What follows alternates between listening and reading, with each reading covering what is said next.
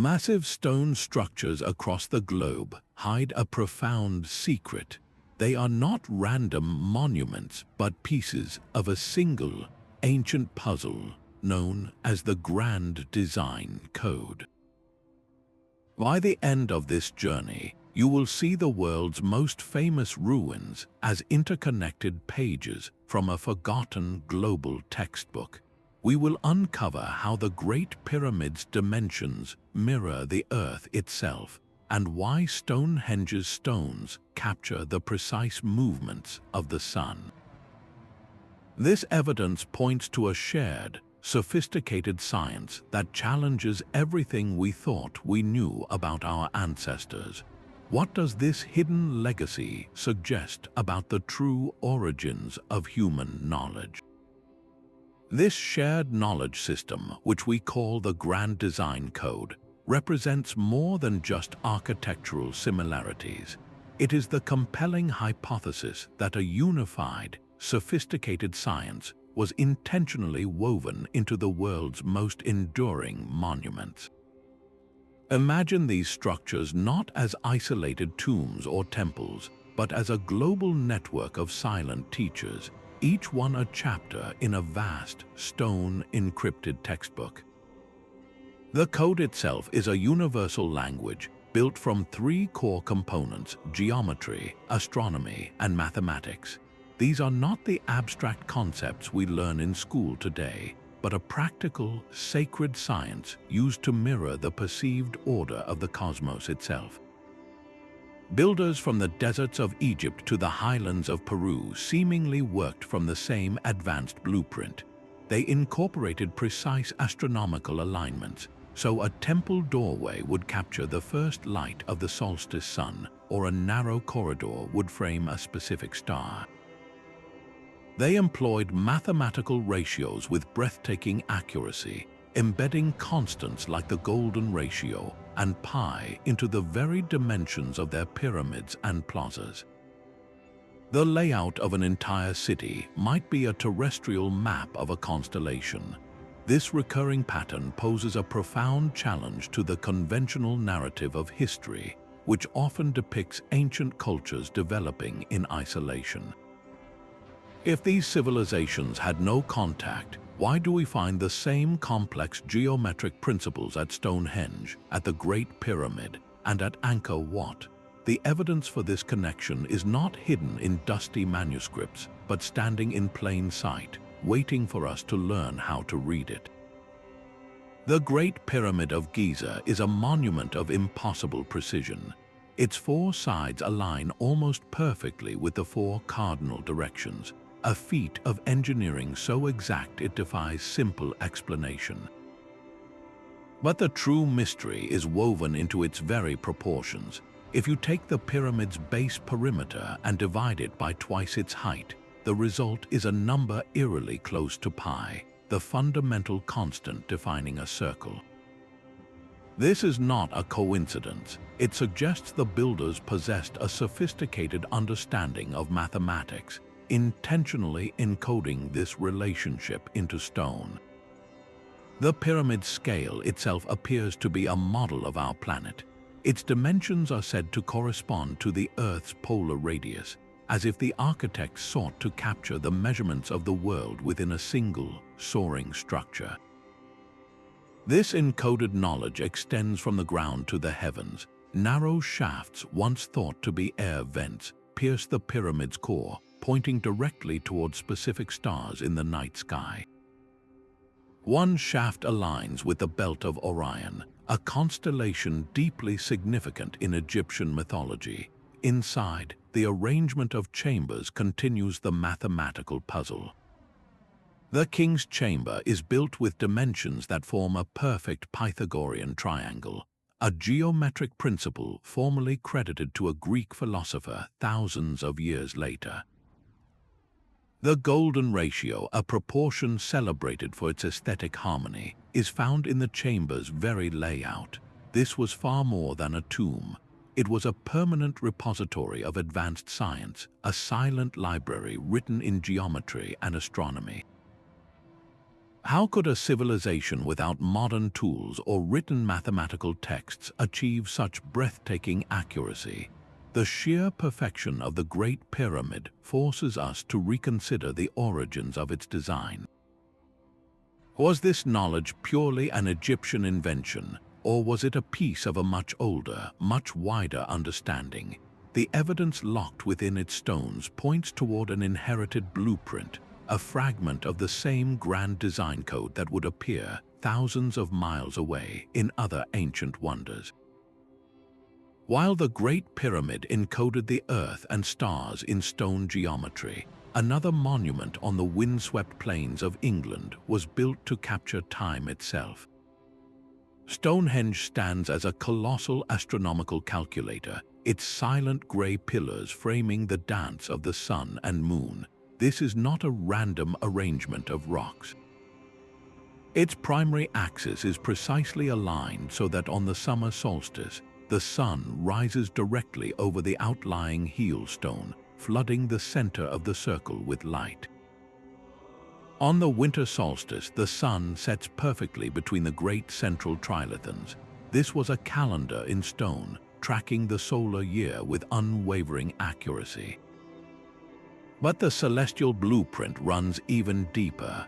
Researchers like Gerald Hawkins proposed that the complex arrangement of stones could predict eclipses, a feat requiring generations of meticulous observation of the lunar cycle.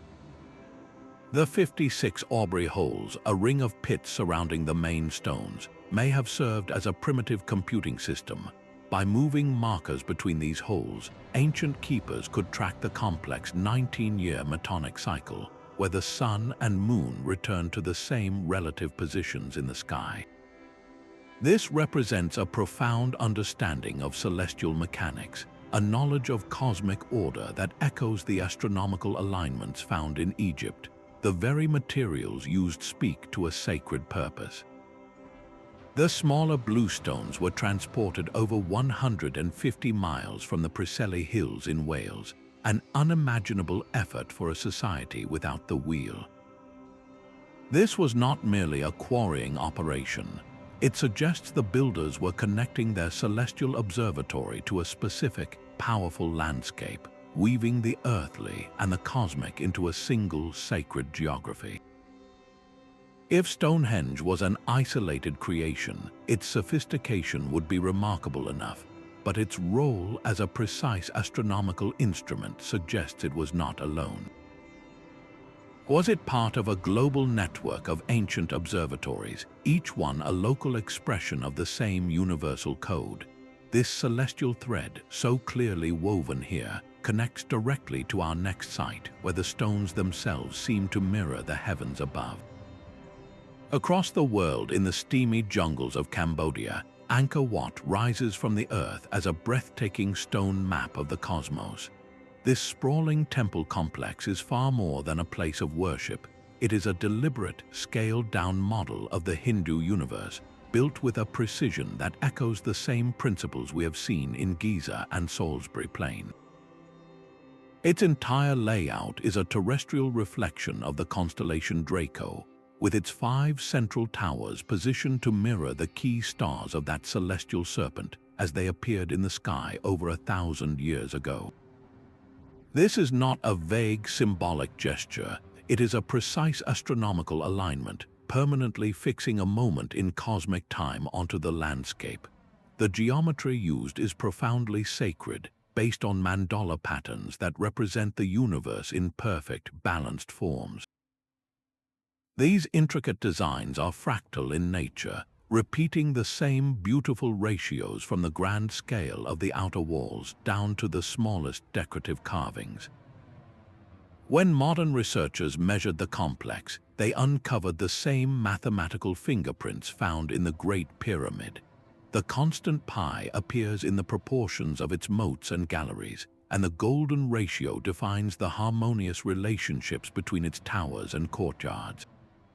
Every corridor and bas-relief is part of this grand narrative, encoding ancient myths and cosmological laws into a single, unified vision of cosmic order.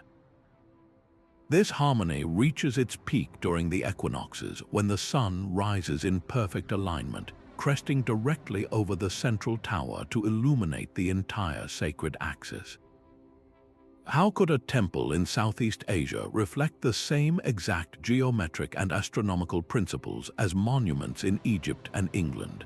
The answer seems to lie in a shared architectural language, one that speaks not of isolated cultures, but of a common, foundational understanding of the universe itself. These common geometric patterns are the undeniable threads that weave this global tapestry together. These recurring geometric patterns are far more than decorative motifs. They form the very alphabet of the grand design code, a universal language of shape and proportion that repeats from culture to culture with startling consistency. This is the realm of sacred geometry, where specific forms were seen as expressions of a cosmic blueprint. The golden ratio, approximately 1.618 to 1, is a perfect example. It appears in the spiral of a nautilus shell, the arrangement of seeds in a sunflower, and remarkably, in the precise dimensions of the Parthenon in Greece. Its consistent presence in both nature and ancient architecture suggests that builders were intentionally replicating the fundamental patterns of creation itself. Another profound pattern is the vesica piscis, a shape formed by the intersection of two circles of the same size. This simple, elegant form was considered a symbol of the intersection of the spiritual and material worlds. It appears in the rose windows of Gothic cathedrals, the mandalas of Eastern traditions, and even in the ground plans of ancient temples. Perhaps the most compelling symbol is the flower of life, a complex pattern of overlapping circles found inscribed in the Temple of Osiris in Egypt, on ancient Chinese artifacts, and within Mayan sites. This single, intricate design, symbolizing the interconnectedness of all life, appears across continents and millennia. Its widespread use is incredibly difficult to explain through independent invention. Why would builders go to such lengths to encode these shapes in stone? The reasons were both practical and profoundly spiritual. On one hand, geometries like the golden rectangle and specific triangles provided unparalleled structural stability, allowing these massive constructions to endure for ages. They created a visual harmony that feels instinctively right to the human eye, but their primary purpose was likely far deeper. These forms were believed to be sacred because they mirrored the perceived order of the cosmos. By building a temple based on the flower of life or a pyramid conforming to the golden ratio, the architects were forging a tangible link between the earthly and the divine. They were constructing a microcosm, a small, perfect piece of the universe, here on Earth. This repetitive use of the same ratios and shapes points to a shared source of knowledge, a universal design manual for connecting humanity to the heavens. And to fully activate this connection, these geometric blueprints needed to be aligned with the cosmic clockwork unfolding in the sky above. The sky itself was their blueprint.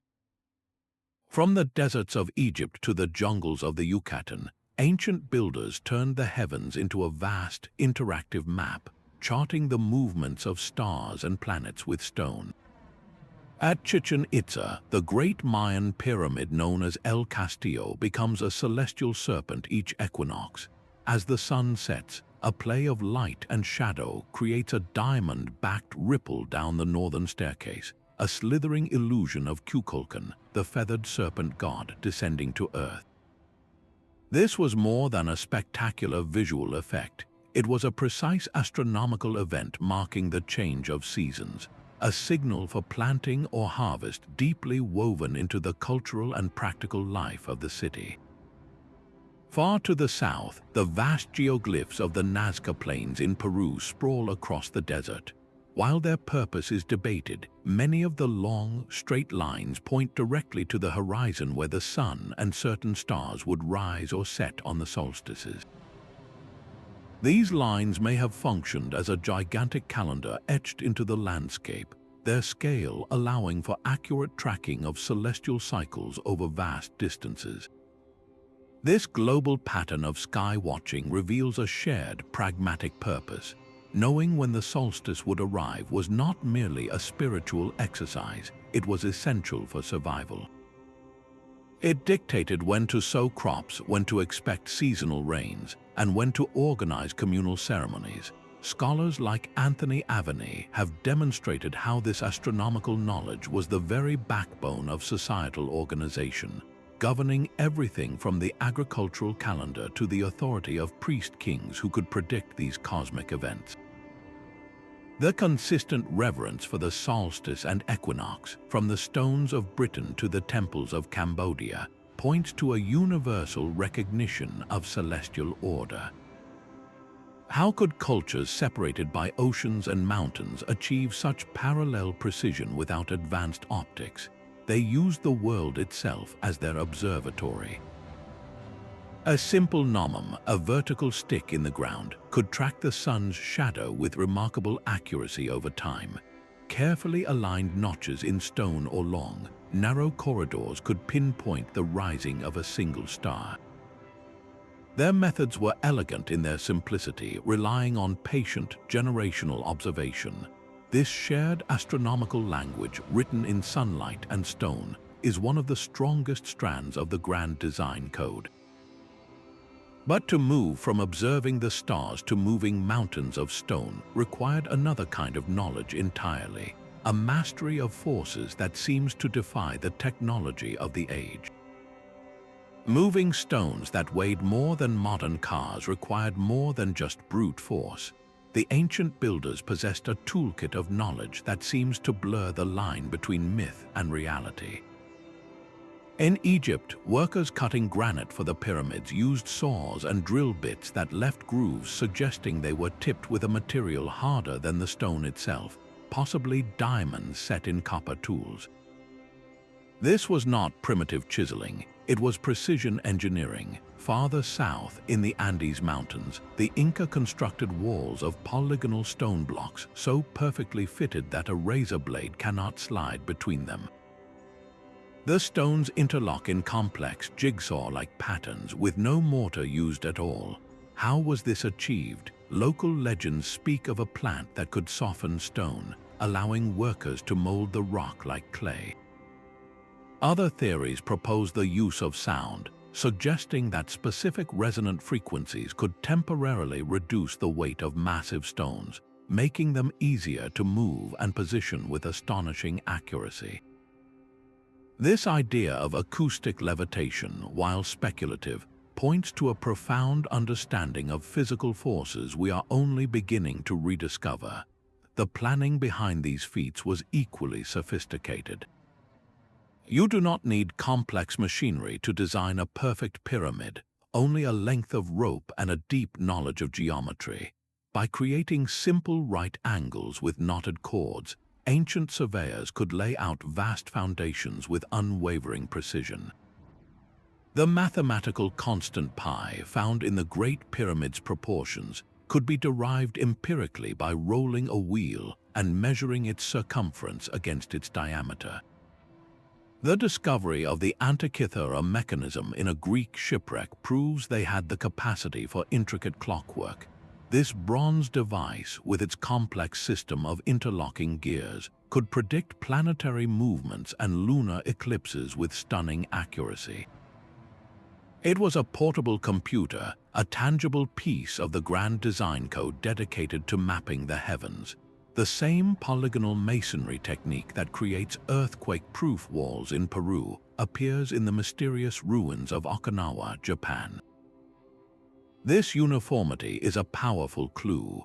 It suggests that these were not isolated experiments, but skills passed along trade routes or carried by migrating master builders. Was there a lost curriculum, a standardized set of instructions for turning geometric principles into enduring monuments? This shared technological prowess is the most tangible evidence we have of a connected ancient world, a global community of innovators working from the same advanced blueprint. These mathematical constants are the silent signatures of a universal architect. Pi and the golden ratio are not human inventions. They are fundamental truths of our universe, discovered and then deliberately encoded into the world's oldest monuments. The Great Pyramid's use of pi is a profound statement. Its base perimeter divided by twice its height gives you a number so close to pi it cannot be dismissed. The builders were not just stacking stones, they were writing a mathematical poem about the relationship between a circle and a square, a symbolic representation of the heavens and the earth. Across the Mediterranean, the Parthenon in Greece stands as a temple to the golden ratio. The proportions of its facade, the spacing of its columns, even the dimensions of its individual elements, all conform to this harmonious ratio of approximately 1.618 to 1. This was not merely an aesthetic choice, though it creates a beauty that feels instinctively right to the human eye. It was a structural and spiritual imperative. A rectangle built on the golden ratio is inherently stable and balanced, a quality these builders sought to replicate from the natural world. Look at a nautilus shell, its chambers expanding in a perfect logarithmic spiral defined by phi. Observe the seed head of a sunflower, where the florets arrange themselves in opposing spirals whose numbers are always consecutive Fibonacci numbers, a sequence that converges on the golden ratio. Even the grand arms of spiral galaxies unfurl according to this same mathematical law. The ancient builders saw this pervasive order in nature and concluded it was the language of creation. By building their temples and pyramids with these same proportions, they were aligning their works with the cosmic blueprint, creating pockets of perfect harmony on Earth. This is why we find the same numbers in Egypt, in Greece, in Cambodian temples, and in Mayan pyramids. They were all reading from the same natural textbook. The staggering question is not how they calculated pi or phi with such precision using simple tools, but why these same specific constants emerged independently across continents. Could a culture on the Nile and a culture in the Yucatan both stumble upon the exact same obscure mathematical relationship by chance? Or does this recurring pattern point to a foundational source of knowledge, a common teacher in the distant past whose lessons in sacred geometry were carried to the four corners of the world? This mathematical thread is inseparable from a deeper understanding of the world itself, leading us directly to the geodetic knowledge they embedded in their structures. These stone giants were not just monuments to the stars, but to the very planet they stood upon. The Great Pyramid of Giza presents a mathematical riddle of global scale. If you take its base perimeter and multiply it by 43,200, a significant number in ancient timekeeping, the result is a length remarkably close to the Earth's equatorial circumference. Its location is equally telling, situated at the precise center of the world's landmass, a global bullseye that seems impossible to determine without a comprehensive map of the entire planet. This is not an isolated case. Far across the ocean, the ancient city of Teotihuacan in Mexico was laid out with a cosmic precision that mirrors our solar system. The distances between its three main pyramids correspond to the relative distances between the Sun, Earth, and the other planets, scaled down to a terrestrial model. This reveals a profound geodetic awareness, a science of measuring the Earth that we only formally developed in the last few centuries. How could ancient cultures possess such a detailed understanding of their world's dimensions? Their methods were ingeniously simple yet profoundly effective. By tracking the sun's shadow at two different locations at the same time, they could calculate the planet's curvature. The angle of specific stars above the horizon would change as one traveled north or south, providing a natural GPS based on celestial geometry. This knowledge was not merely academic. It was woven into the sacred landscape, connecting a local temple to a global grid of energy and meaning.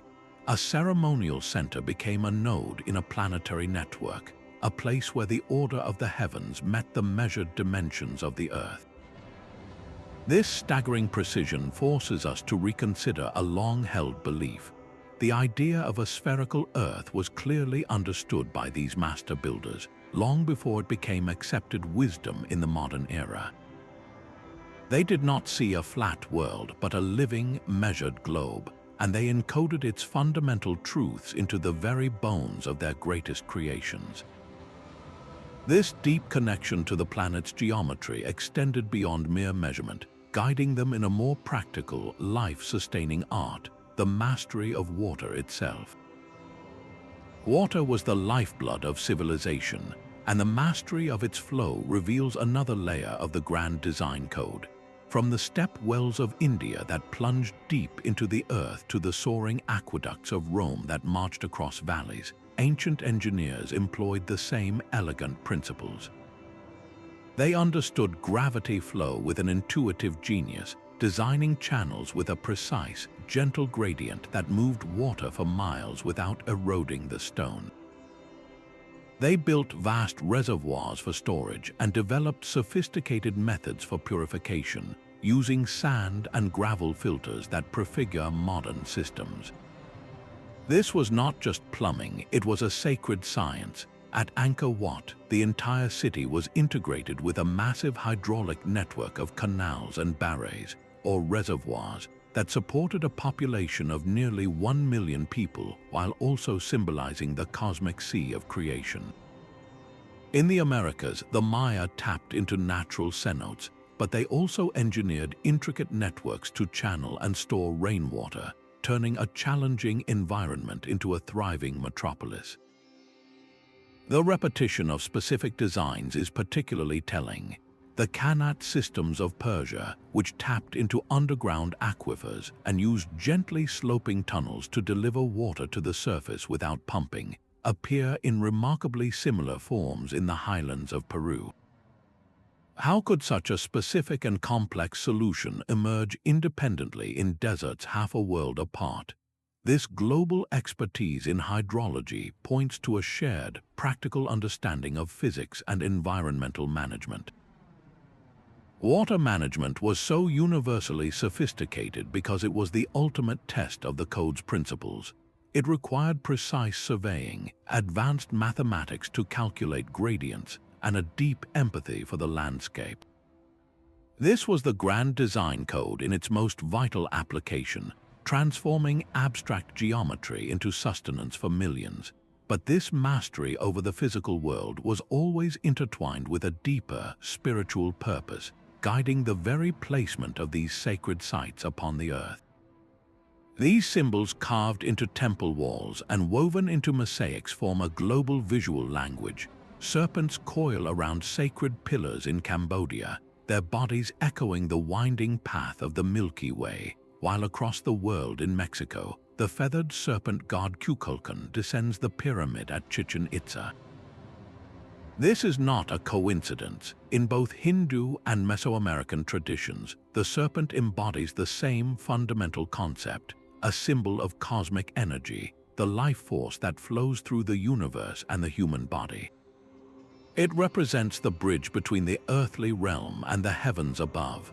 The lotus flower, blooming pristine from muddy waters, carries the same potent meaning in both ancient Egypt and the temples of Asia. It is a universal emblem of creation, purity, and the emergence of spiritual consciousness from the material world. Then there is the tree of life, its roots digging deep into the earth and its branches reaching for the sky. This powerful icon appears in Norse mythology, in Mesopotamian carvings, and in Mayan codices, always representing the interconnectedness of all existence, the axis mundi that connects the underworld, the earth, and the heavens. These recurring images were far more than simple decoration. They were a sophisticated code, a way to encode complex philosophical and scientific ideas about life, death, and the structure of the cosmos into a single, enduring picture. The spiral, found on megalithic stones in Ireland and in the patterns of Aboriginal art, was a universal shorthand for growth, evolution, and the cyclical nature of time. The perfect, unbroken circle represented eternity and the divine, a shape with no beginning and no end. When scholars like Joseph Campbell traced the hero's journey through these ancient artworks, they found the same core narrative, the monomyth, repeating from culture to culture. This shared story of a hero who ventures into the unknown, gains wisdom, and returns transformed, is etched into the very stones of these monuments. But how does this symbolic language connect to the grand design code we see in their architecture? The relationship is direct and profound. The symbols are the philosophical heart, while the geometry and astronomy are the physical expression.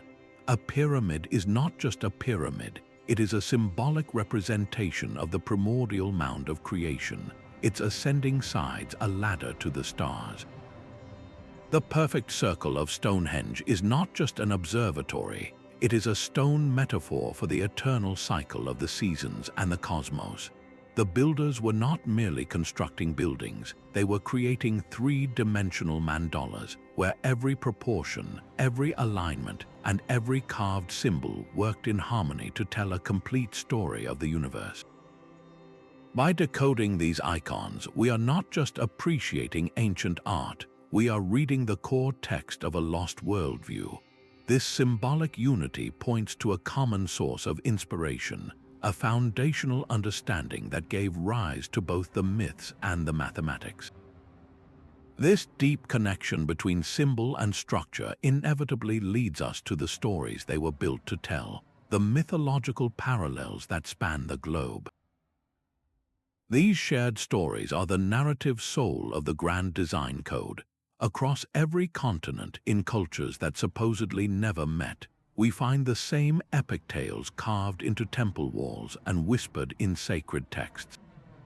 A great deluge sent by displeased gods to cleanse the world appears in the Mesopotamian epic of Gilgamesh, the biblical story of Noah, and the Mayan Popol Vuh. A powerful creator deity, often a sky father, shapes the world from chaos in Greek, Norse, and Aboriginal traditions. The theme of a celestial battle between forces of light and darkness echoes from Egypt to ancient India. These are not mere coincidences of imagination. They point to a common ancestral memory, a deep-seated human experience of cataclysmic events like the end of the last ice age, when rising sea levels would have been witnessed as a world-drowning flood by coastal populations everywhere. These myths were the vessel for preserving not just history, but a complete worldview. The Egyptian pyramid was not just a tomb, it was a machine for resurrection, directly tied to the myth of Osiris, the god of the afterlife who was murdered and reborn. Its passages and chambers recreated his journey through the underworld, guiding the pharaoh's soul to the stars. In the same way, the sprawling reliefs of Angkor Wat do not simply decorate the temple, they physically enact the Hindu epic of the Ramayana, with every corridor and courtyard representing a scene from the story. Walking through the temple was a pilgrimage through the myth itself. Why would a culture in Cambodia and a culture in Egypt both feel the need to build their core cosmological stories directly into their most important architecture? The answer lies in the power of myth to encode complex knowledge. A story about a flood teaches about cyclical destruction and renewal. A tale of a sky god reinforces the perceived order of the heavens. These narratives were the mnemonic devices of the ancient world, a way to transmit profound spiritual and even astronomical truths across generations without a written language. The sheer consistency of these core myths from the Americas to Asia suggests they were part of the original blueprint. The Grand Design Code was not just a set of geometric rules. It was a complete package of knowledge where myth provided the story, mathematics provided the structure, and astronomy provided the timing.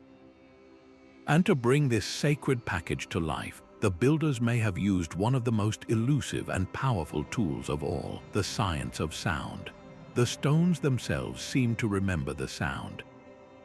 In the deep, subterranean chambers of Malta's hypogeum, a single spoken word can transform into a low, resonant hum that lingers in the air, a vibration you feel in your bones more than hear with your ears. This is not a random echo. Specific chambers are carved to resonate at a frequency of 110 Hz, a tone that scientific studies suggest can alter brainwave patterns, potentially shifting consciousness into a more receptive, meditative state. This was acoustic architecture of the highest order, a technology designed not for communication but for transformation. Far across the Atlantic, the steps of the Mayan pyramid at Chichen Itza perform their own sonic magic. A handclap at the base is reflected back not as a simple echo, but as a perfect cascading chirp that mimics the sacred Quetzal bird. This was an intentional design feature, achieved through the precise spacing and angle of the stone steps, blending the human world with the voice of nature in a single sacred sound. In the open-air theaters of ancient Greece, actors could whisper on stage and be heard clearly in the very back row, a feat of vocal projection that modern architects still study. The semicircular design and carefully calculated slopes acted as a natural amplifier, channeling sound waves with impeccable clarity. How did these diverse cultures, without oscilloscopes or wave theory, achieve such mastery over sound? They understood the principles of resonance through patient observation. They knew that every material, every space, has a natural frequency at which it vibrates most powerfully. By shaping stone to harness these vibrations, they were effectively building instruments of immense scale. Researchers like Stephen J. Waller have found that ancient rock art sites across the world are consistently located in places with powerful echo patterns, suggesting that our ancestors perceived the echoes not as simple reflections, but as the voices of spirits residing within the rock itself. Sound for them was a tangible force, a physical energy that could bridge the gap between the human and the divine. It could be used in ceremony to induce trance states, to tell stories that literally surrounded the listener, or to create a palpable sense of awe. The recurrence of this sophisticated acoustic engineering points to a shared discovery, a universal principle of the Grand Design Code that recognized vibration as a fundamental creative force. If these monuments were designed to harness and manipulate sound energy, it forces us to ask a profound follow-up question. Were they also placed to tap into the Earth's own inherent energy, connected like nodes on a planetary grid? The ground beneath these ancient sites may hold as much significance as the stones themselves. Ley lines, those invisible threads said to connect sacred places across the globe, form a controversial yet compelling layer of the Grand Design Code. In the early 20th century, an Englishman named Alfred Watkins looked across the rolling countryside and saw a pattern others had missed. He noticed that ancient stone circles, burial mounds, and old churches often fell into perfect straight lines, stretching for miles across the landscape. He called these alignments ley lines, proposing they were old straight tracks, navigational paths used by our ancestors. But later thinkers took this idea much further. They suggested these lines were not just physical paths, but channels for a subtle energy flowing through the Earth itself. Imagine the planet crisscrossed by an invisible web of power, with major monuments built at the points where these lines intersect. These nodes were believed to be places of intensified energy, where magnetic or gravitational anomalies could be measured. The theory posits that the builders chose these specific spots to amplify spiritual practices, to enhance astronomical observations, or to literally plug their structures into the planet's vital force. One of the most famous examples is the St. Michael Line in England, a powerful alignment that runs across the country. It connects prehistoric sites like St. Michael's Mount, Glastonbury Tor, and ancient stone circles, all dedicated to the archangel who, in lore, represents celestial power. This is not an isolated phenomenon. In South America, researchers have documented similar long-distance alignments connecting mountaintop shrines and temple complexes, suggesting a shared understanding of a planetary grid. Could the placement of the Great Pyramid or Angkor Wat be part of this same coordinated effort? The network hypothesis implies a staggering level of global planning, a conscious effort to tap into the fundamental forces of the Earth. While mainstream science remains skeptical of these unseen energies, the sheer geographical precision is difficult to ignore. It paints a picture of the ancient world not as a collection of separate cultures, but as a single, interconnected civilization working from a unified map. This idea of a living, energetic Earth leads us directly to a modern question. Does contemporary physics offer any validation for this ancient network? Modern science is slowly catching up to the wisdom etched in these stones. Sophisticated tools like satellite imaging and laser scanning now confirm what was once considered myth, revealing the breathtaking accuracy of ancient astronomers and engineers. The Mayan calendar, for instance, calculated the solar year to a precision that rivals our own modern measurements. The mathematical constants embedded within the Great Pyramid, once dismissed as coincidence, are now recognized as deliberate encodings of fundamental universal truths. A powerful example lies in the Sahara Desert at a site called Nabta Playa. Here, a circle of standing stones was arranged over 6,000 years ago. Modern archaeoastronomers have found that these stones align with the positions of key stars as they would have appeared in the sky at that remote time, a precise celestial map that predates Stonehenge by millennia. This is not guesswork, it is data-driven confirmation of a lost science. This validation does more than just honor ancient ingenuity. It offers a vital blueprint for our own future. Look at the passive solar design inherent in so many of these structures. The way ancient builders oriented buildings to capture the winter sun for warmth and use strategic overhangs for summer shade is a masterclass in energy efficiency. Their intricate water management systems, which turned entire cities into self-sustaining ecosystems, are studies in working with nature rather than against it. These are not primitive techniques, they are proven solutions to challenges we are only now confronting with our complex technology. How can we apply this ancient intelligence today? The answers are already taking shape in the principles of modern green architecture and sustainable urban planning. The Grand Design Code teaches us about long-term thinking, about constructing for harmony and endurance rather than short-term convenience. It shows us that the most advanced knowledge may not always lie in the newest invention, but sometimes in the oldest patterns waiting to be rediscovered. This growing body of evidence inevitably forces a difficult and controversial question.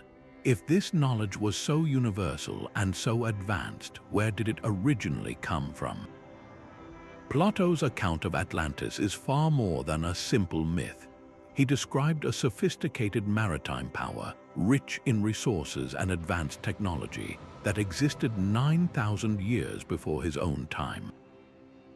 This was not a primitive tribe, but a civilization of engineers and astronomers who built a capital city with concentric rings of water and land, a design echoing the sacred geometry we see in later monuments. According to Plato, this society influenced cultures across the ancient world before it vanished in a single day and night of cataclysm, swallowed by the sea. But the story of a lost homeland is not unique to the Greeks. In Tamil traditions, the vast continent of Kumari Kandam stretched across the Indian Ocean, a land of great scholars and poets that was consumed by rising waters. Across the Pacific, legends speak of Mu, a sunken empire whose refugees carried their knowledge to distant shores. These are not isolated tales. They form a global chorus of memory, a recurring narrative of a golden age that ended in a great flood. The 19th century writer Ignatius Donnelly gave this idea a powerful voice, arguing in his book that a single, advanced Atlantic civilization was the true mother culture. He pointed to the undeniable parallels in pyramid construction, in astronomical knowledge, and in mythological stories as proof of a common source. For Donnelly, the grand design code was not a mystery, it was a legacy. This theory finds a tantalizing piece of physical evidence off the coast of Japan. The Yonaguni Monument is a massive, underwater formation of what appear to be stepped terraces, sharp right angles, and flat stone platforms. To many, these features look unmistakably man-made, a sunken city waiting to be fully excavated. If these are indeed the ruins of a forgotten civilization, they would provide a stunning anchor for the flood myths that permeate ancient cultures. Yet the scientific community remains deeply divided. Critics argue that the Yonaguni structures could be the result of natural geological forces, and no definitive artifacts like tools or pottery have been recovered from the site to prove human construction. They demand a higher standard of proof, asking for a clear, undisputed artifact that can only come from a technologically advanced prehistoric society. Why, then, does the theory of a lost civilization persist with such strength? It endures because it offers the most elegant solution to the central puzzle of the grand design code. How else can we explain the sudden appearance of fully formed astronomical and engineering principles in Egypt, in Mesopotamia, and in the Americas? The conventional timeline of human progress, where cultures developed in isolation, struggles to account for these synchronized leaps in knowledge. The idea of a single, sophisticated source that seeded the world with its wisdom before disappearing beneath the waves resolves this paradox. It suggests that our history is not a straight line of gradual advancement, but a cycle of rise and catastrophic fall. This debate forces us to reconsider everything we think we know about our own origins. What if the oldest chapters of the human story are not lost, but simply waiting under the sand and sea to be read? Mainstream archaeology offers one compelling story, a slow and steady march of human progress. Yet the grand design code seems to demand a different tempo, a narrative of sudden leaps and profound connections that challenge the very foundations of our historical timeline. This has given rise to alternative histories, bold reinterpretations that seek to explain the anomalies that conventional science struggles to place. Figures like Erich von Däniken looked at the sheer scale of these constructions and asked if human hands alone were responsible, proposing that ancient astronauts provided the technological spark. Others, like the scholar Charles Hapgood, studied maps like the Peary Rise chart, which appears to show the coastline of Antarctica free of ice, and argued for the existence of a sophisticated, prehistoric seafaring civilization. These theories, while often met with intense skepticism, force a vital re-examination of the evidence. They point to objects that simply do not fit the established chronology. The Baghdad battery, a clay jar containing a copper cylinder and an iron rod, could have functioned as a simple galvanic cell. The Antikythera mechanism, with its intricate bronze gears, is a level of mechanical complexity we did not believe existed for another 1,000 years. How do we account for these outliers? The grand design code fits seamlessly into these narratives as a tangible remnant of a forgotten epoch. a legacy of that advanced global culture, or a profound exchange of ideas we have yet to fully comprehend? The central challenge lies in balancing open-minded inquiry with rigorous skepticism. We must be willing to ask radical questions while demanding solid evidence, avoiding the trap of either dismissing everything out of hand or believing everything without scrutiny. This very tension, however, is what enriches our understanding. It pushes the boundaries of what we think is possible and forces us to look at the ancient world with fresh eyes. If this unified knowledge did indeed span the globe, its cultural impact must have been equally profound, shaping not just stones and stars, but the very spirit of humanity itself. These stone principles did not merely build monuments, they built civilizations. The Grand Design Code provided a complete operating system for society, a cohesive worldview that gave structure to everything from the rule of kings to the rhythm of a farmer's day. In ancient Egypt, the very act of constructing the pyramids was a societal project of immense scale. It unified tens of thousands of workers, engineers, and artisans under a single, sacred goal. This collective labor reinforced the pharaoh's divine authority, positioning him as the indispensable link between the people and the cosmic order encoded in the stone. His power was legitimized by his command of this celestial knowledge. Far across the world in Mesoamerica, the same phenomenon occurred through a different medium, the calendar. The intricate Mayan calendar system was not an abstract chart. It was the absolute regulator of life. It dictated when to plant maize and when to harvest, when to conduct sacred rituals to appease the gods, and when to go to war. This shared temporal framework, based on precise astronomical observation, created a powerful social cohesion. Everyone, from the lowest farmer to the highest priest-king, moved to the same cosmic clock. This unifying power of the code is brilliantly illustrated by the Indus Valley civilization. Their cities, like Mohenjo-Daro, were marvels of standardized urban planning. They featured a consistent grid layout, uniform brick sizes, and sophisticated city-wide drainage systems. This points to a society governed by a shared, centralized knowledge of mathematics and engineering, a practical application of the code that created a high quality of life for its citizens. Naturally, such powerful knowledge was rarely for public consumption. It was often guarded by a privileged priestly class, the astronomers, architects, and scribes who could read the stars and perform the complex calculations. This control over the Grand Design Code became a primary source of their authority and mystery. They were the keepers of the secrets that held society together, the intermediaries who could predict the solstice or command the construction of a temple that touched the heavens.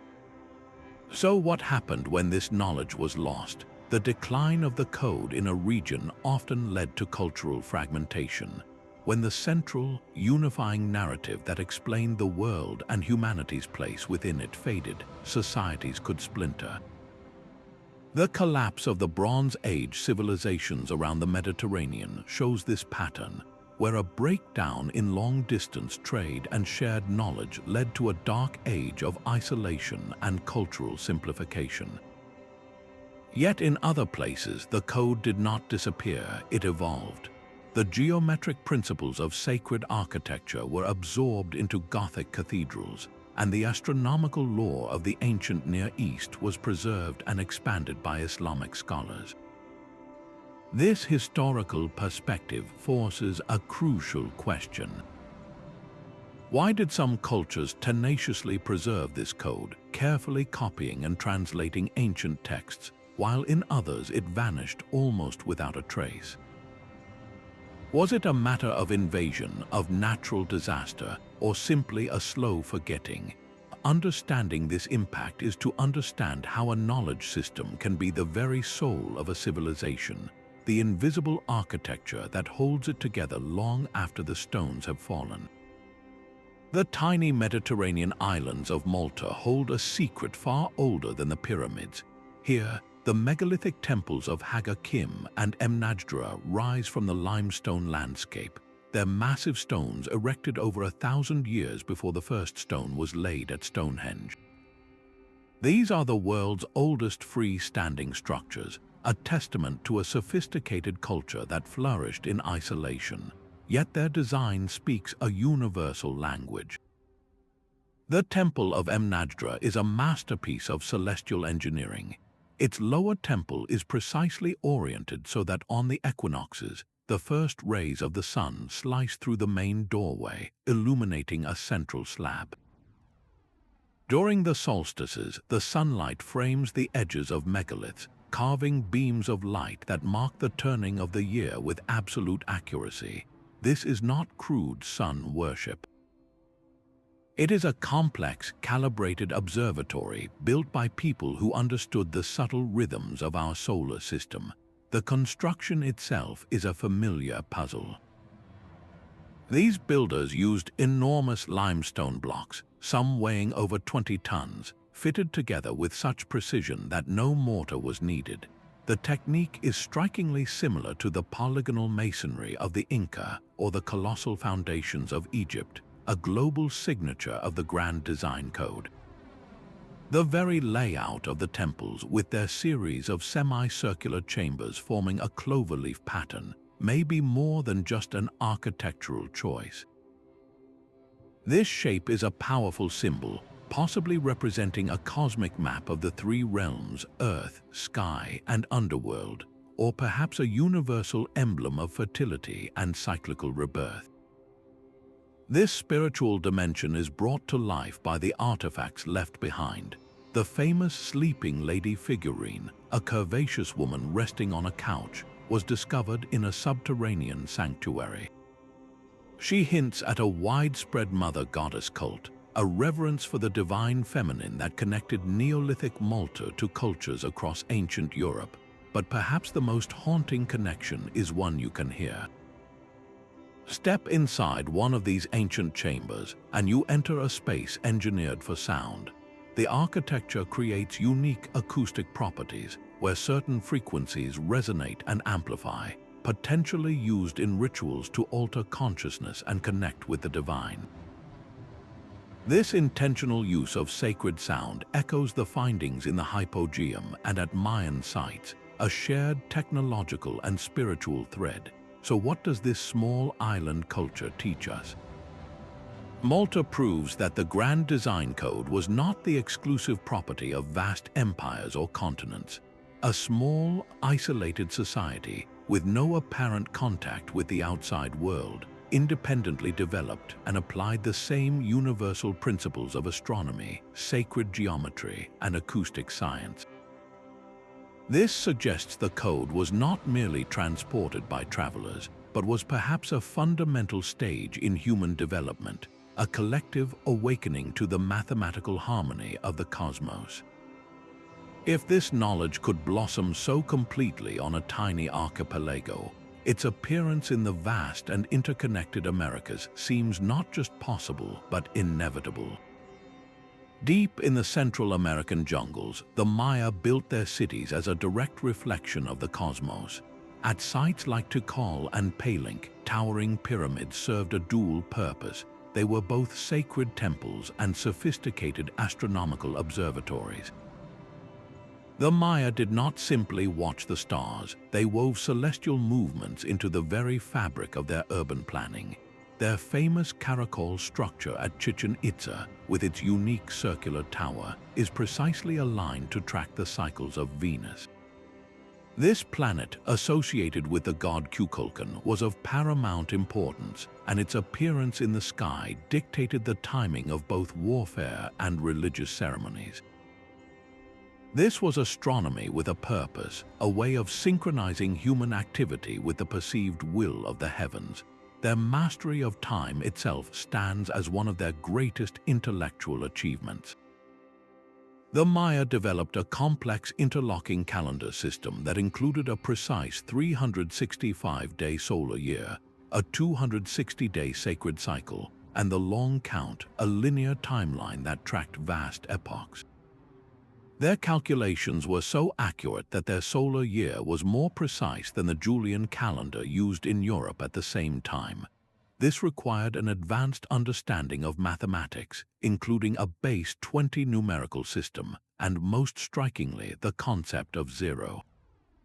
The use of a shell symbol to represent nothingness was a conceptual leap that appeared in Maya codices centuries before it was formally developed in India and the Arab world.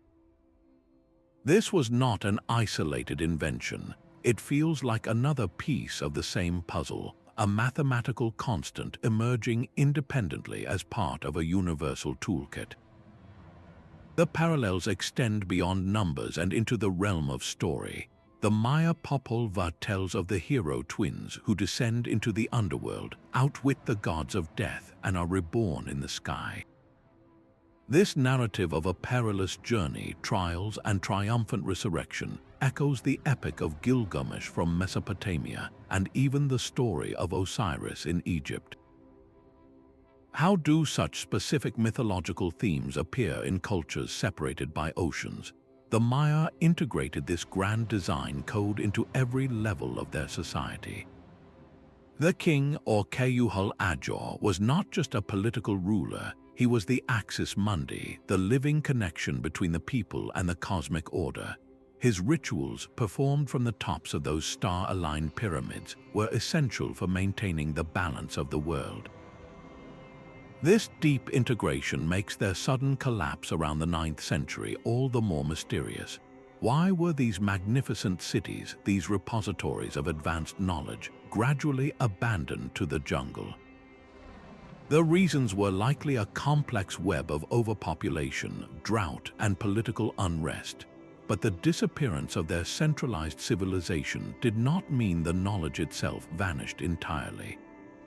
It fragmented, was preserved in part by later cultures like the Aztecs, and lingered in the oral traditions of descendant peoples. The Maya case is a powerful testament to both the universality of the grand design code and the fragility of the civilizations that wield it. They were unique in their artistic expression and historical context, yet they were clearly speaking the same fundamental language of sacred geometry, astronomy, and mathematics as the builders of the Great Pyramid and Stonehenge. Their legacy forces us to ask, if this code can be forgotten by a culture so deeply steeped in it, what other pieces of our shared human heritage have been lost to time? The silent, baked brick ruins of Mohenjo-Daro tell a story of order on an unimaginable scale. This was not a city that grew organically, but one that was meticulously planned and executed from the very first brick. Its wide, straight streets were laid out in a perfect grid pattern, a feat of urban engineering that would not be seen again for thousands of years. Every building, from the smallest house to the largest public structure, was constructed from bricks of a standardized ratio, perfectly uniform across the entire Indus Valley. This was more than just tidy construction. It was the grand design code applied to the practical science of living together. The entire city was serviced by a sophisticated, covered drainage system that channeled wastewater away from homes and into the surrounding rivers, ensuring public health for its tens of thousands of inhabitants. This mastery of hydraulics and civic planning echoes the same principles of working with natural forces we saw in the water temples of Angkor Wat and the Khanats of Persia. The centerpiece of this urban masterpiece was the Great Bath, a large, watertight pool built with precise geometry and lined with a tar-like sealant. While its exact purpose remains a mystery, its resemblance to the ritual baths of later Hindu and other traditions suggests it was a place of spiritual purification, a sacred water feature that connected the daily life of the city to a deeper cosmic order. The artifacts left behind deepen the mystery. Thousands of small stone seals, carved with images of unicorn-like creatures and enigmatic symbols, hint at a system of trade and belief. Some of these symbols, like the recurring figure seated in a yoga-like posture, seem to be direct precursors to later Hindu iconography, suggesting a thread of cultural knowledge that survived the civilization itself. The most tantalizing clue, however, is the one we cannot read. The Indus script, a series of brief, elegant inscriptions, has defied all attempts at decipherment. Its meaning is locked away, yet its presence on seals found from Mesopotamia to Central Asia tells us this was a connected, trading society. The sheer uniformity of everything from brick sizes to city layouts across a vast region implies a powerful, centralized authority, or, perhaps more compellingly, a widely disseminated and universally accepted blueprint for how a civilization should function.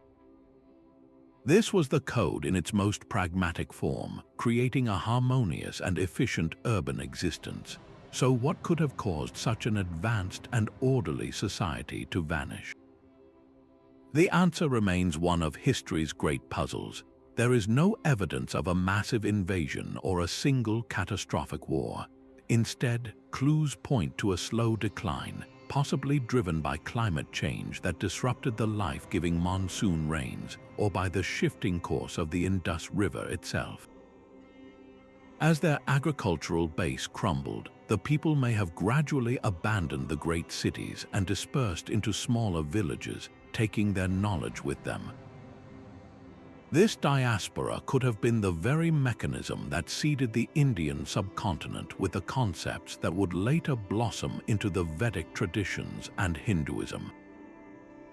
The Indus Valley did not simply disappear. It may have dissolved back into the landscape, its revolutionary ideas flowing into the cultural groundwater of future generations. This quiet dispersal of a people and their knowledge raises a profound question. If the grand design code was so robust, how was it transmitted across such vast distances and through so many centuries? The answer may lie not in stone, but in the movement of people and goods along the world's first great trade routes. The grand design code flowed along ancient trade routes like blood through the veins of a vast, interconnected body. The legendary Silk Road was far more than a path for silk and spices. It was a living network for the exchange of revolutionary ideas. Caravans carried cinnamon and glass between China and Rome, but they also transported architectural blueprints, mathematical concepts, and meticulously recorded astronomical observations. A merchant from Alexandria might share a new geometric principle with a scholar in Baghdad, who would then refine it and pass it eastward. This constant, slow-motion conversation across continents meant that a breakthrough in one part of the world could eventually seed innovation in another, thousands of miles away. We can see this movement etched into the landscape itself. The Buddhist stupa, a domed structure representing the cosmos, began in ancient India. As Buddhism traveled along trade routes, the stupa traveled with it, its sacred geometry and symbolic form being adapted and rebuilt in Nepal, Sri Lanka, and across Southeast Asia. The core design principle remained intact, a clear case of architectural knowledge migrating with people and faith. Earlier still, the Phoenicians, master sailors of the Mediterranean, established a web of trading colonies from North Africa to Spain. Their ships carried not only precious Tyrian purple dye, but also the foundational knowledge of geometry and city planning, potentially laying the groundwork for later megalithic constructions in the Western Mediterranean. The evidence for this shared knowledge pool is sometimes found in the smallest of artifacts. Archaeologists have uncovered ancient coins from vastly different cultures that share remarkably similar weight standards and geometric designs. Standardized measurement systems like the cubit appear in Egypt and Mesopotamia, and echoes of it are found as far away as the Indus Valley. This suggests more than coincidence. It points to a shared technical language that enabled builders and merchants to collaborate across cultural lines. If a specific ratio for structural stability was discovered in one region, it could be communicated and applied in another, using a common system of measure.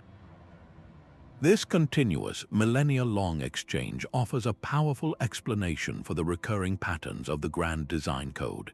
It suggests our ancestors were not isolated geniuses, but participants in a global, albeit slow, conversation. Their shared wisdom moved at the speed of a camel's gait or a ship's sail, gradually weaving a unified tapestry of knowledge across the ancient world. This tangible movement of ideas prepares us to examine the ultimate tools they used to map the cosmos, the sophisticated artifacts that turned celestial observation into a precise science. The Nebra sky disk, cast in bronze and inlaid with gold, feels both ancient and eerily modern. Found in Germany and dating to 1600 BCE, it is the oldest known concrete depiction of the cosmos. A cluster of stars, a crescent moon, and a full sun or moon are arranged on its surface, flanked by golden arcs that mark the solstices. This was not just a beautiful object, it was a portable observatory and a precise agricultural calendar, a farmer's almanac written in metal. Its very creation speaks of a sophisticated society, one capable of advanced metallurgy and systematic sky watching. Far to the south, in the sunken wreck of a Roman-era ship, lay a discovery that would rewrite history. The Antikythera mechanism, a corroded lump of bronze gears, was revealed through modern imaging to be an intricate analog computer. Its complex system of interlocking gears could predict the movements of the sun, moon, and planets, and even forecast eclipses. Turning its hand crank was like winding up the universe, a mechanical model of the Grand Design Code in action. This was not primitive stargazing, it was a level of mechanical engineering we would not see again for over 1,000 years. Across the Atlantic, Mayan scribes recorded their celestial knowledge in the Dresden Codex. Its painted pages contain detailed tables tracking the 584-day cycle of Venus with astonishing accuracy. For a civilization that timed its wars and ceremonies to the appearance of this brilliant planet, this codex was a vital operational manual. It represents the culmination of generations of naked eye observation, transformed through advanced mathematics into a predictable cosmic clock. How were these incredible tools integrated into the fabric of daily life? The Nebra disk told a community when to plant and when to harvest. The Antikythera mechanism helped sailors navigate by the stars and cities plan their religious festivals. The Dresden Codex guided the decisions of kings. They were the practical engines of society, turning abstract astronomical theory into the rhythm of human activity. Each artifact is a testament to a shared, global endeavor, a unified drive to comprehend the celestial order and harness its predictability. This tangible evidence, from bronze discs to geared computers and painted books, forges an unbreakable link between myth and measurable science, proving that the Grand Design Code was not just philosophy, but a working technology. The stones themselves whisper a philosophy, a belief that the universe was a single, living pattern of order and beauty. This was the profound worldview that gave birth to the Grand Design Code, a perspective that saw the cosmos as an intelligible, interconnected whole. Ancient thinkers from Egypt to India operated on a simple yet powerful principle, the idea of macrocosm and microcosm. They believed that the vast universe, the macrocosm, was perfectly reflected in the small, human-scale world, the microcosm. This is why a temple was not just a building, it was a miniature universe. Its pillars might represent the axis of the world, its ceiling the starry vault of heaven, and its floor the plane of earthly existence.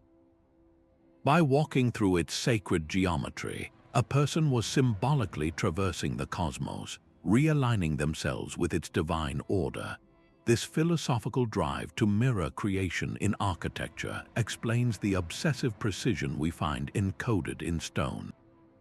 It was not merely a technical exercise, it was a spiritual imperative, a way of building heaven on earth.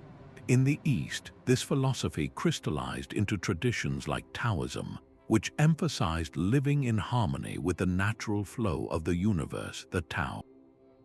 This principle directly shaped the art of Feng Shui, the ancient Chinese system of aligning buildings with the landscape. A city or a home was positioned to channel the Earth's vital energy, or Qi, nestled between protective mountains and near life-giving water.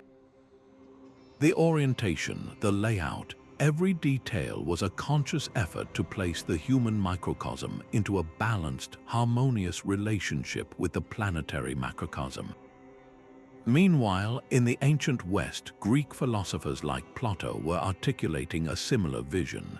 He taught that the physical world we see is just a shadowy reflection of a higher realm of perfect, eternal forms.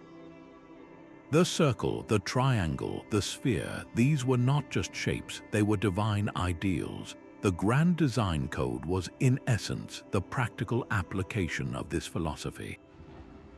Builders were not just quarrying rock, they were attempting to carve these perfect Platonic forms into the imperfect material world, creating pockets of divine geometry that would endure for ages. This shared pursuit of knowledge was itself a sacred path. Ancient texts from the Hindu Vedas to the Egyptian Hermetic writings consistently describe wisdom not as a mere collection of facts, but as a transformative force that could reunite the human soul with the cosmic source. The meticulous encoding of pi in a pyramid or the golden ratio in a temple was an act of devotion, a prayer written in mathematics. It was a way of participating in the mind of the Creator, of understanding the blueprint of reality itself.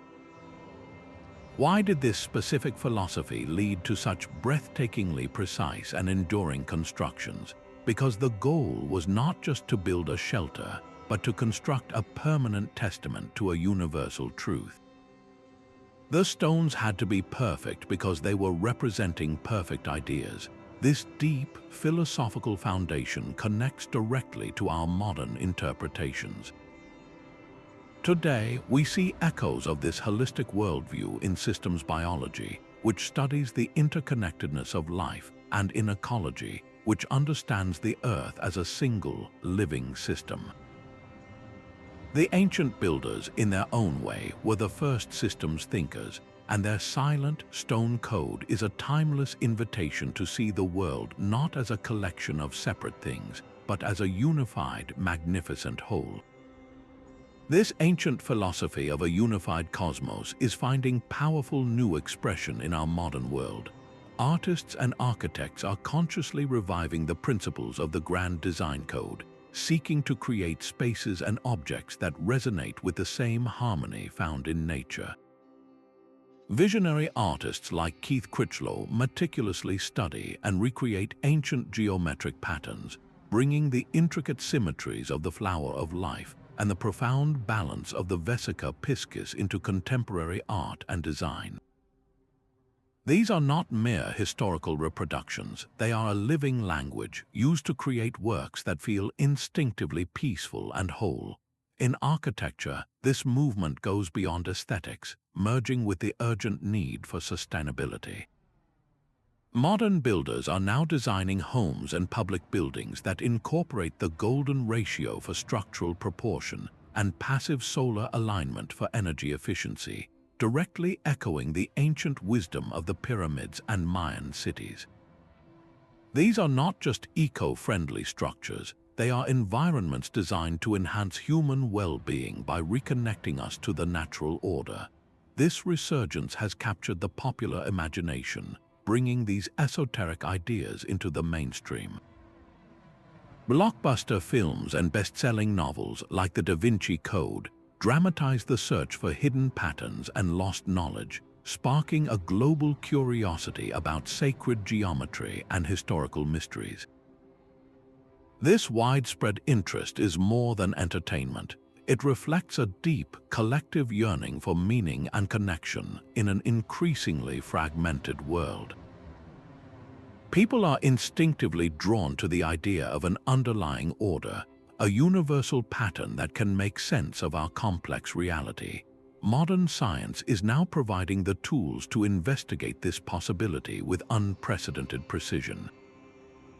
Researchers are using 3D laser scanning and geographic information systems, or GIS, to map ancient sites with sub-millimeter accuracy, uncovering alignments and geometric relationships that were invisible to the naked eye.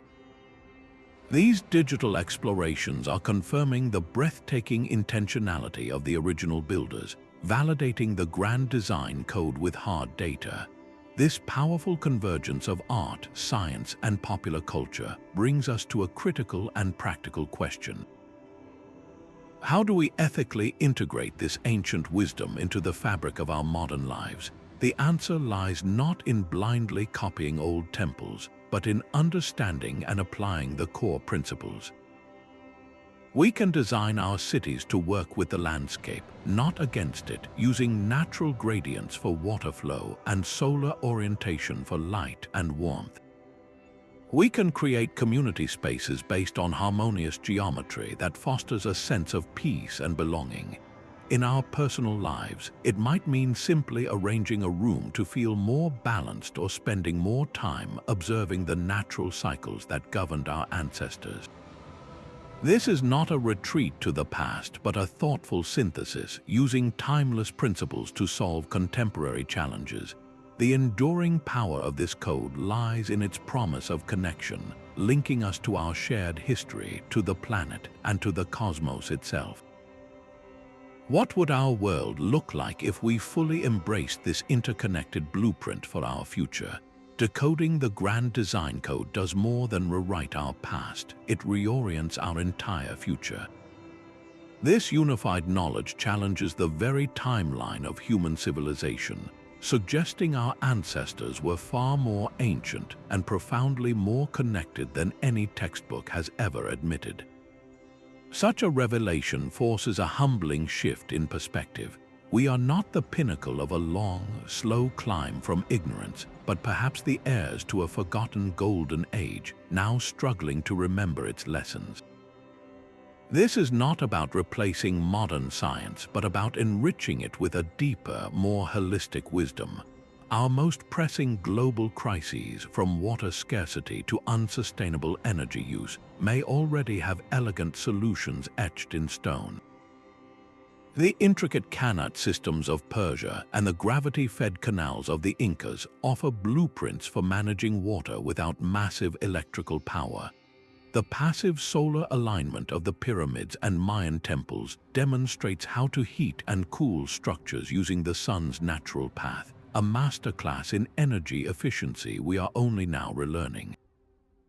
These are not primitive techniques, they are proven technologies that have endured for millennia. The code's greatest gift may be its insistence on a unified perspective. It erases the artificial boundaries we have built between science and spirituality, between art and engineering.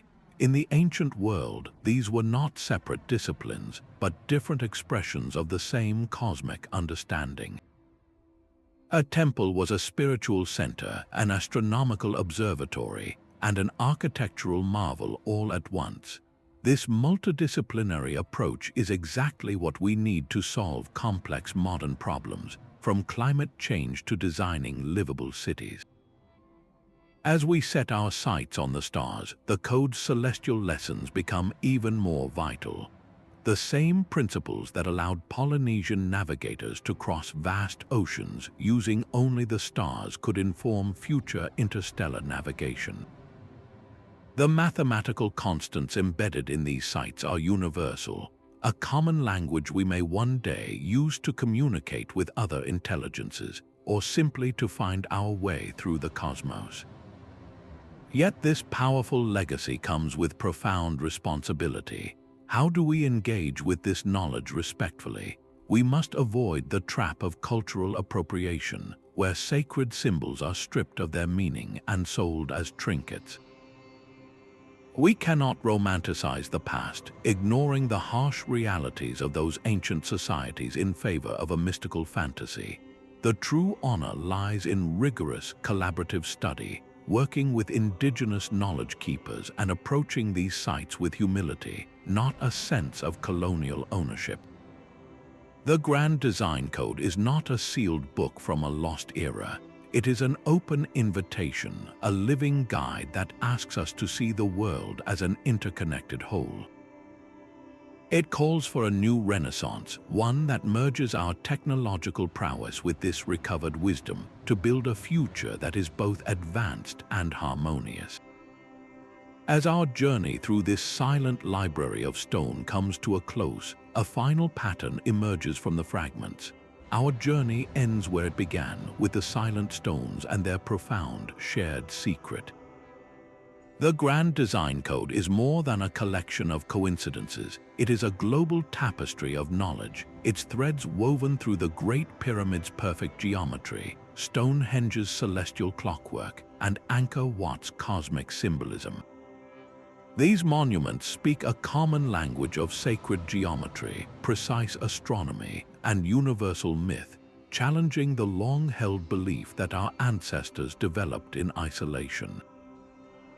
They point instead to a unified human heritage, a collective wisdom that understood the deep connections between earth and sky, number and nature. This legacy invites us not to simply admire the past, but to learn from it. It asks us to build our own future with the same reverence for harmony, to seek connection in a fragmented world, and to remember that the most advanced knowledge is often the most timeless. What piece of this ancient puzzle resonates most deeply with you? Share your reflections below and continue the exploration. Thank you for walking through this library of stone with me. For more journeys into the unknown, subscribe and never stop asking the big questions.